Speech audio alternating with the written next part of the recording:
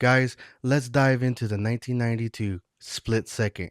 Full spoilers ahead. Get out of there! 5 seconds! Okay, 4, 3,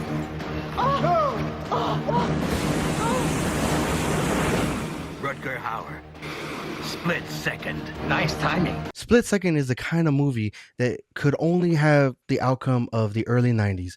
It's a mashup of sci-fi, horror, action, and detective noir that isn't afraid to be loud, messy, and completely over the top. It may not be a masterpiece, but it's an incredibly entertaining cult classic that knows exactly what it wants to be. The film drops us into a flooded dystopian London where veteran detective Harley Stone, played by Rutger Hauer, again, probably pronouncing that name wrong, is obsessed with tracking down a mysterious killer. Right from the beginning, the movie sets a grime, rain-soaked atmosphere that feels heavily inspired by Blade Runner. All those moments will be lost in time. Like tears in rain. But instead of the philosophical questions about humanity, this movie delivers giant guns, monster attacks, and non-stop action. Paranoid people with guns are a menace to society. You'd be paranoid too if you had a dipshit like this following you. Ruger obviously carries the film. Harley Stone is exhausted, sarcastic, addicted to chocolate and coffee, and completely consumed by the creature that murdered his partner years earlier. Howard never phones it in. He treats every ridiculous line with complete sincerity, which somehow makes everything even more entertaining. Satan is a deep shit. The relationship between Stone and his new partner, Dick Durkin, starts off as a classic buddy cop formula. Durkin is by the book while Stone ignores every rule imaginable. Watching them slowly gain respect for one another becomes one of the movie's strongest elements. And their chemistry gives the film a surprising amount of heart amidst amongst all the chaos. It wasn't a him, that was a fucking it.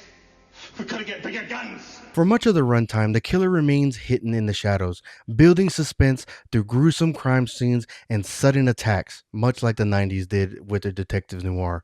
When the creature is finally revealed, it's worth the wait, I must say. The practical effects may show their age, but the monster looks intimidating. With its massive claws, glowing eyes, and animalistic movements, it's a memorable creature design that fits perfectly into the film's grim world.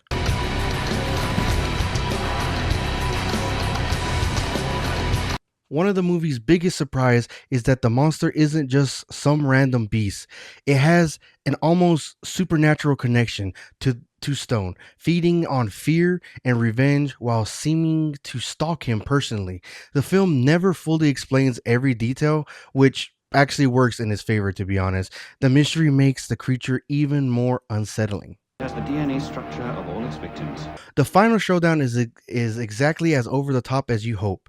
Massive firearms, explosions, close quarters combat, and relentless monster all collide into an explosive climax. Stone finally confronts the creature that has haunted him for years, and while he defeats it, the victory feels earned because of everything he's sacrificed throughout the story. Technically, the movie has its flaws, guys. What film doesn't? Some of the dialogue is unintentionally cheesy, the pacing occasionally stumbles, and certain visual effects clearly reflect the limitations of the budget, but those imperfections are part of the film's charm. Rather than hurting the experience, they give Split Second the kind of personality that many polished modern blockbusters lack. Unloaded a full clip, 450 Magnum, point blank. He disappeared.